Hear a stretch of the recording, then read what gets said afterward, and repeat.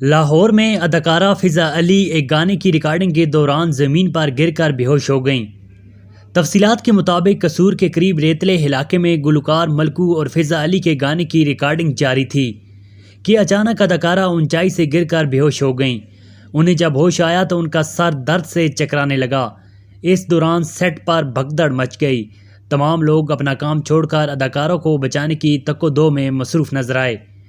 گلوکار ملکو بھی اس دوران شدید پریشانی کا شکار نظر آئے اور پانی نہ ملنے پر فضا علی کو لسی پلا کر ہوش میں لانے کی کوشش کرتے رہے۔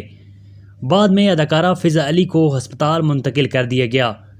ناظرین، کمنٹ میں اس ویڈیو کے متعلق اپنے فیڈ بیک سے ضرور آگاہ کیجیے گا۔